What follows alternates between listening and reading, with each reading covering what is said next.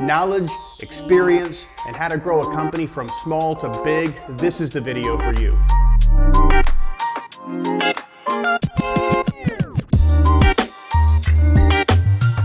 So welcome to another episode with Vlogging with Tempo. I'm your host, Joey Brown, again, General Manager at Tempo Air.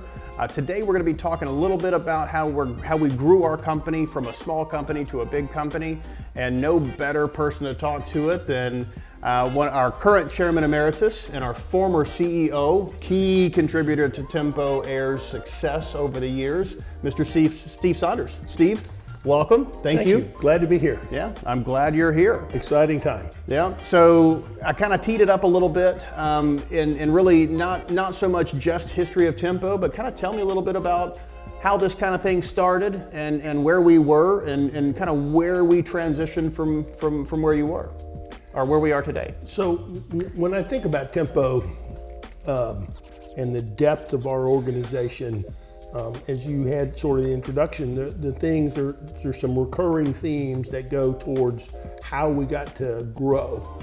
And I'd sort of put them in, one is trust.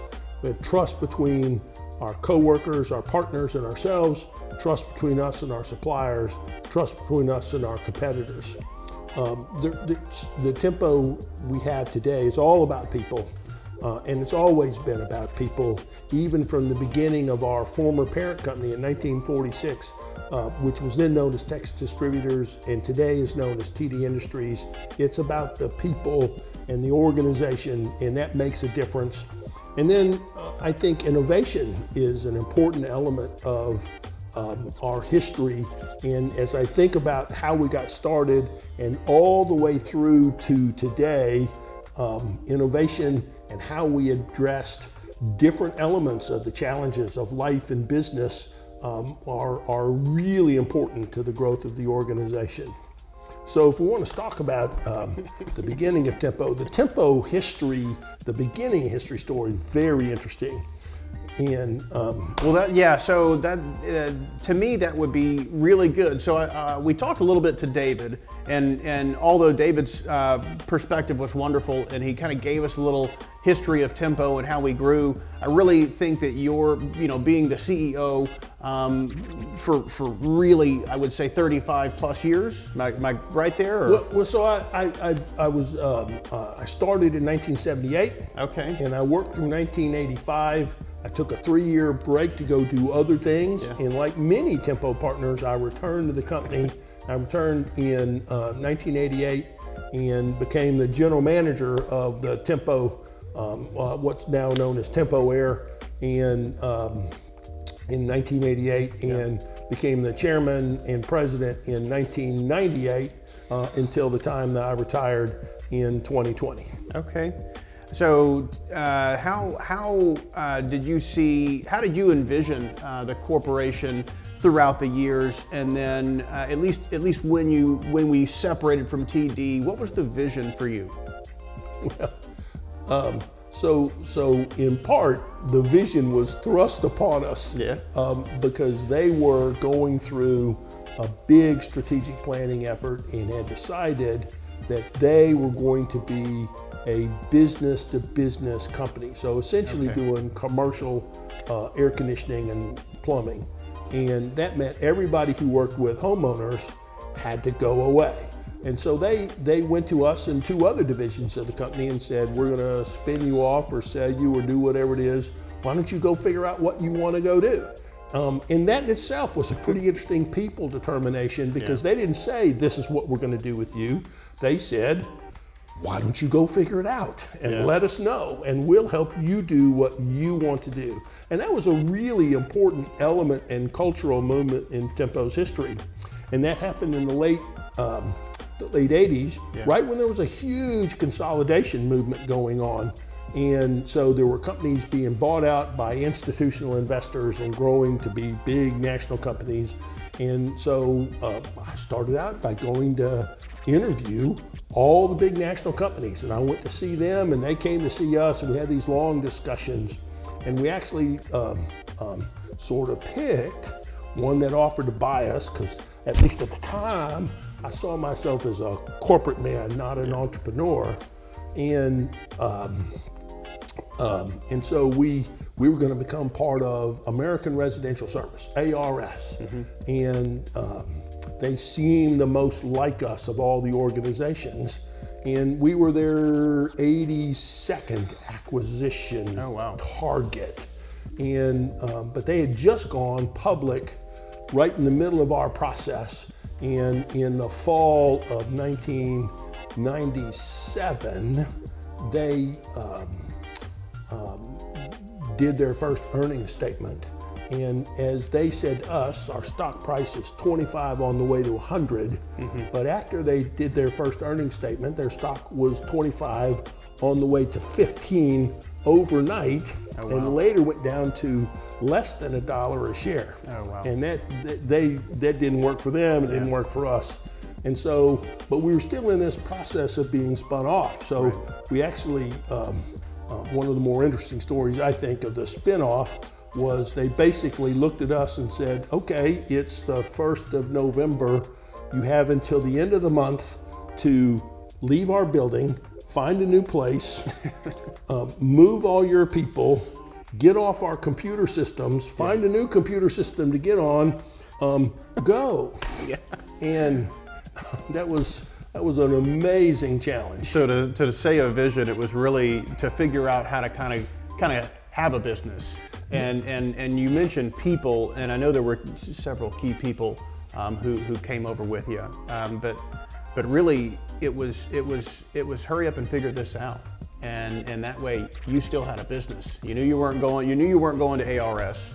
We knew we were going to be doing something else, and really it was, here's what we're going to do and here's how we're going to do it.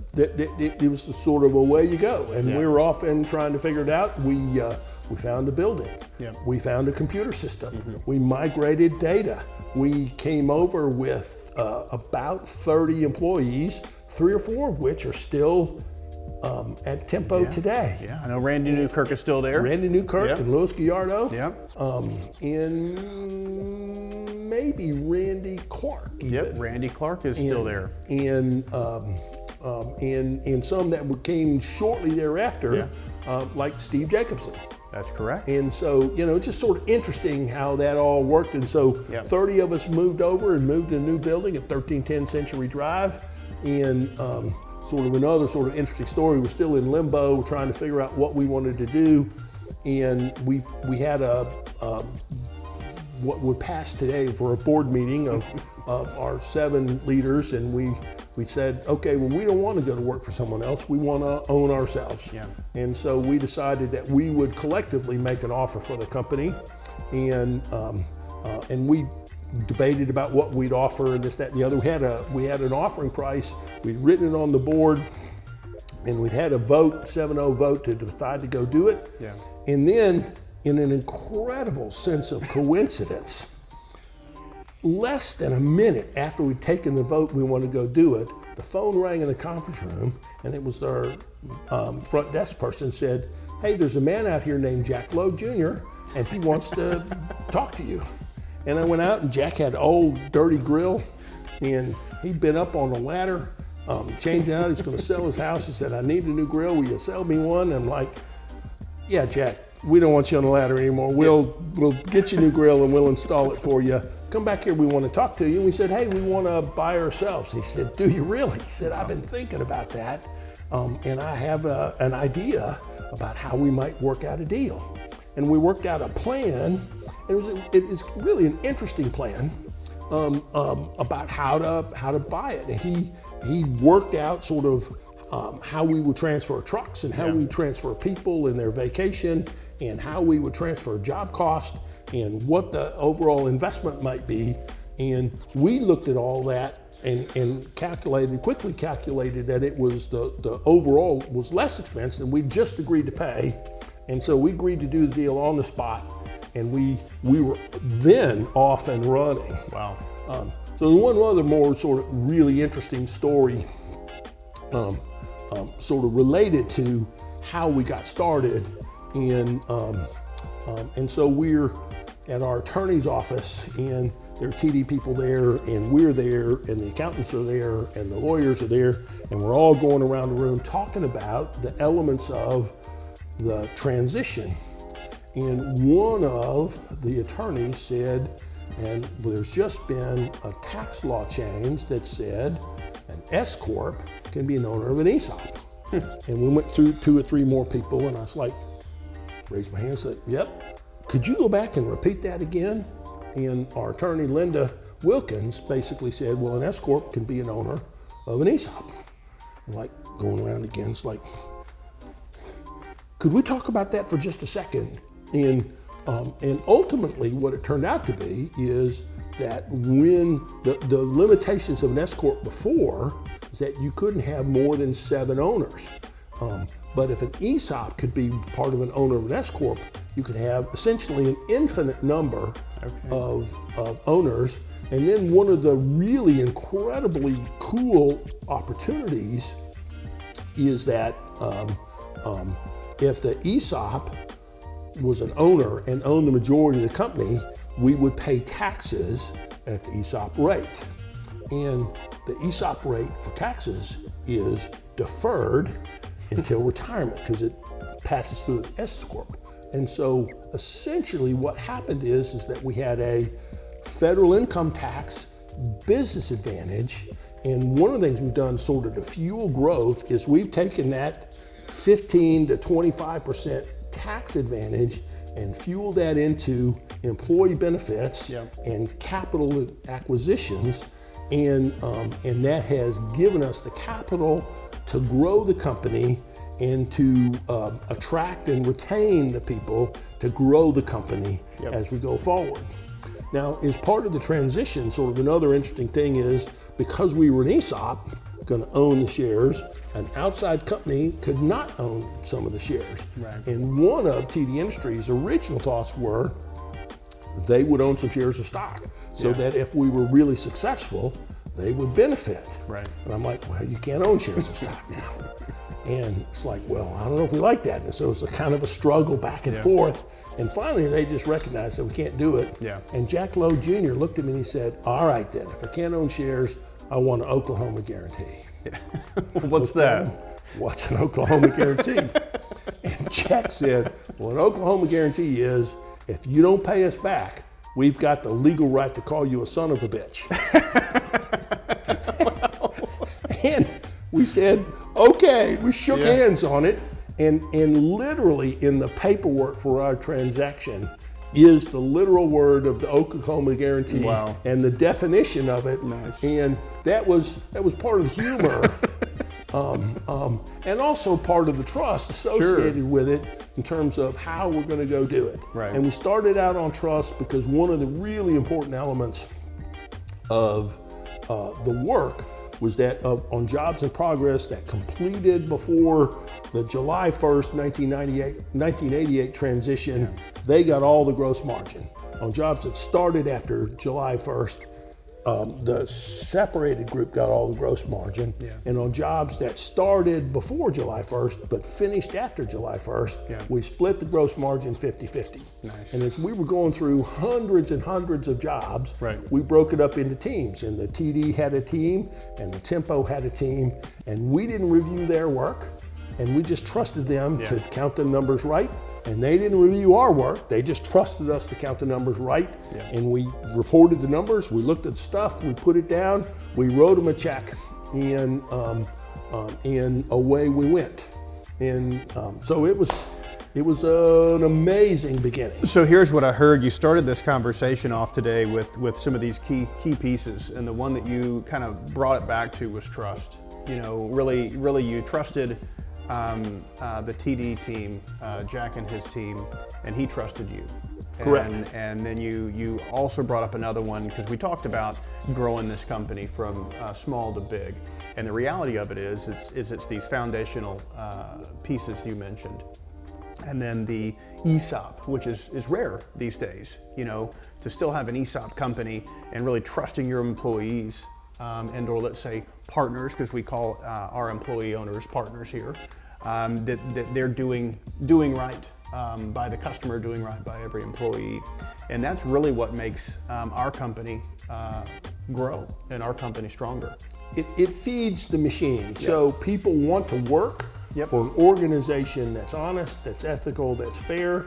We're going to make mistakes because we have hundreds of employees and we're doing thousands of jobs every day. Yep. So the question is not, do you have a problem? The question is, how do you resolve it? Yeah. And as CEO, one of the things I never worried about, were we going to treat employees fairly? Were we going to treat customers fairly? Were we going to treat suppliers fairly? I never worried about that because our culture is to do the right thing. Yep. Not the thing that makes the most money, but the right thing. Yep. And ultimately, in my opinion, the right thing makes the most money over time. Right. We don't have to win each individual transaction. What we have to do is win the eventual. And it's been clearly successful. When we started the Tempo group that we see now today, we started that group in 1978, something like that. It was a long time ago we started it. And that group had zero revenue. Yeah. And so, here we are now, 35, 40 years later, with revenues that in 2024 are going to exceed $90 million. Correct. And might well get to $100 million. Yep, very possible. That's an incredible growth of revenue and not uninterrupted growth. Yeah. Because we went through the same shock that the rest of the world did in the tech meltdown of 2001 and the Great Recession of 2008 and 9, and so we rocked by the same global and national and local economic trends that everybody else was rocked by, and we just navigated through a whole series of trust, people, and innovation. Yep. Steve, really, I appreciate you inviting us out here today to your home in Galveston. Beautiful, beautiful place. I remember a couple of years ago we came out, kind of helped you get settled in, but really beautiful place. Truly appreciate you letting us come out. It's glad to be here, and I'm glad you're here. And Galveston's a fun place. Yep. I sort of picked Galveston for lots of complicated reasons, but one of which is that when my tenure at Tempo was up, I thought it was more helpful that I leave town and leave the new leadership team to come and operate the organization. Yeah. And for me, it was Tempo had been my life for 40 years. Yeah. In some ways, it was easier to separate from the organization, not only in workplace, but physically moving to a different location. And we moved to Galveston. As you can see from the background, we overlook Galveston Bay. That's a coastal protected wetlands right behind me. And so it's a lovely place in which to live out the last few years. Yeah, I really appreciate it. You mentioned the trust again, going back to having partners who you can trust, because really you built what we have today. Let's say the leadership team built what we have today. Massive vested interest, I'm sure, in the growth of the company as well as the customers we serve. And you stepping back, huge deal. For you, and I know how difficult it would make me to ever do that. I've been lucky to be here for the amount of time I have, and I think that's a huge move.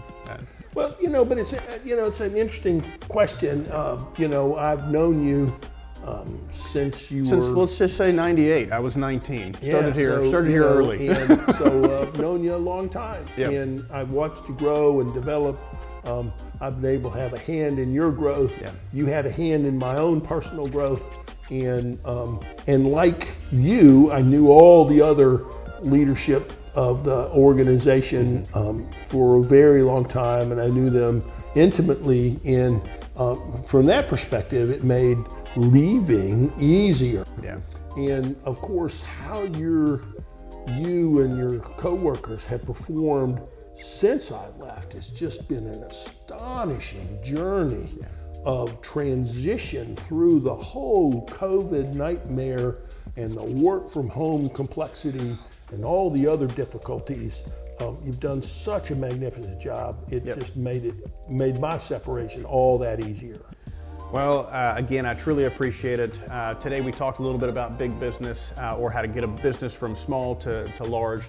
Again, trust, people are your biggest two things that I took away from this for sure, and nothing but effort and making sure that these things go well. So again, really appreciate the time today, Steve. If you liked this, please like it, please share it, please comment on our YouTube page. Let us know what you'd like to talk about. We're here. So thank you guys. Appreciate it.